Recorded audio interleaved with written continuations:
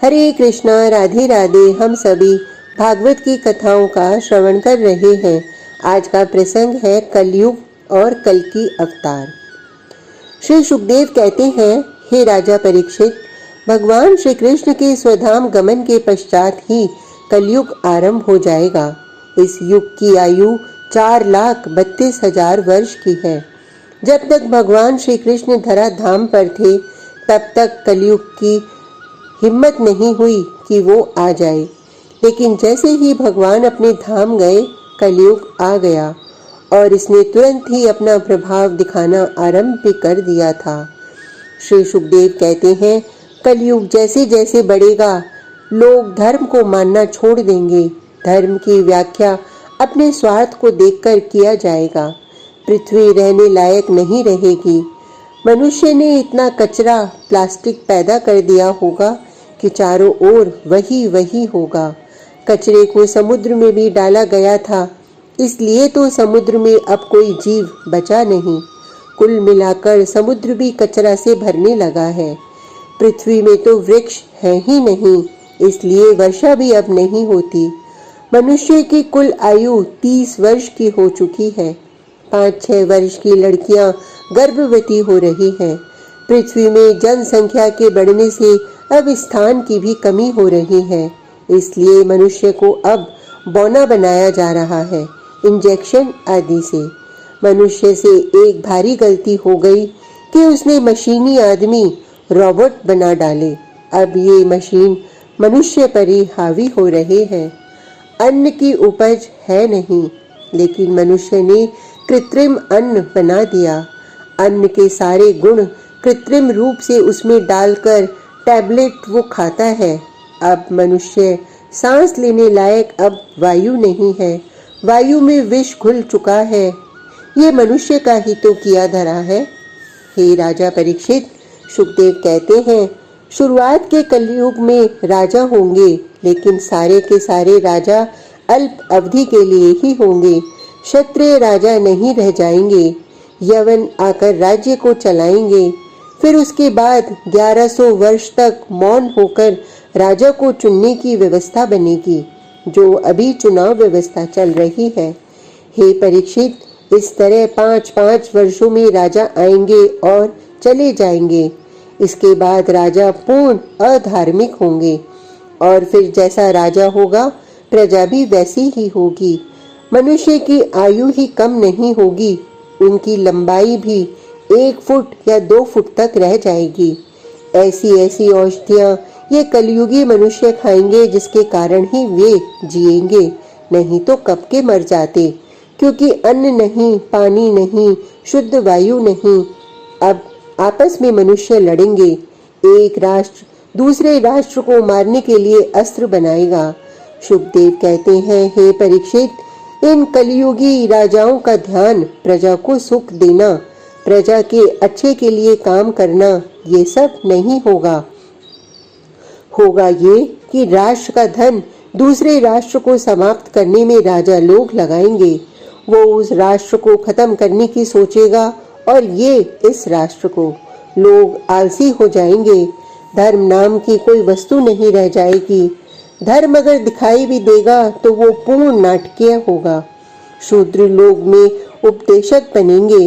वेद आदि की मन मुताबिक व्याख्या होगी। साधु संत कहीं दिखाई नहीं देंगे। दिखाई भी देंगे तो वो पाखंडी ही होंगे। बस बाहरी दिखावे के सिवा उनमें और कुछ नहीं होगा।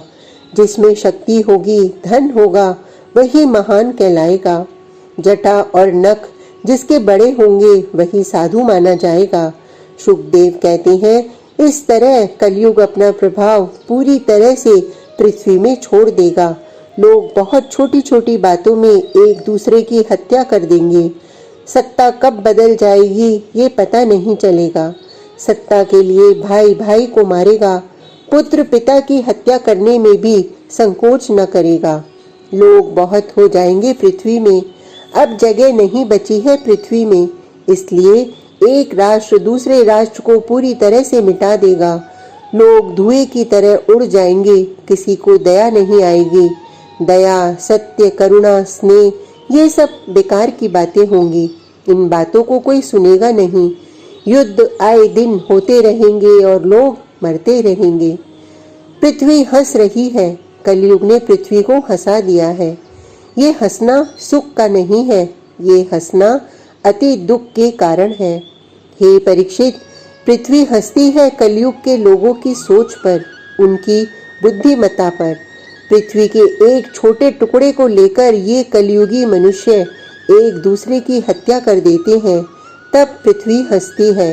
वो कहती है, मेरे ऊपर पुरुषोत्तम श्री राम ने राज्य किया, सत्यवादी हरिश्चंद्र ने शासन किया, यदु रघु आदि कितने कितने प्रतापी राजा हुए, लेकिन एक दिन वो सब कुछ यहीं छोड़कर चले गए। लेकिन ये कलयुगी राजा, पृथ्वी कहती है, ये लोग मेरे लिए एक दूसरे की हत्या करते हैं और सोचते हैं कि ये मुझे अपने साथ ही साथ ले जाएंगे। पृथ्वी हंसती है। सुखदेव कहते हैं, अब तो दुर्बल को मारा जा रहा है, सबल ही उत्तम है और निर्बल अधम है। ये सब कलयुग का ही प्रभाव है। वर्ण व्यवस्था कब की खत्म हो चुकी, यज्ञ आदि अब होते नहीं, भजन कोई करता नहीं, बस भोग वृत्ति सबकी बन गई है। स्त्री और पुरुष का संबंध, उसके लिए ही सारे प्रयास हो रहे हैं। काम वासना के कारण स्त्री निर्लज्ज हो चुकी है। अपने पति को छोड़कर वो किसी के साथ भी जा सकती है। पति भी ऐसा ही हो गया है। अब जब माता पिता ऐसे होंगे तो संतानों से क्या अपेक्षा रखोगे। विश्व युद्ध छिड़ जाएगा, आपस में सब मर कट जाएंगे, तभी भूकंप, अग्नि, वर्षा आदि घटनाएं घटनी आरंभ हो जाएंगी, चारों ओर त्राहि त्राहि मच जाएगी। सुखदेव कहते हैं, भगवान परशुराम की प्रतीक्षा कर रहे हैं हम लोग। कलाप ग्राम में आज सभा बैठी है, सब चिरंजीवियों की।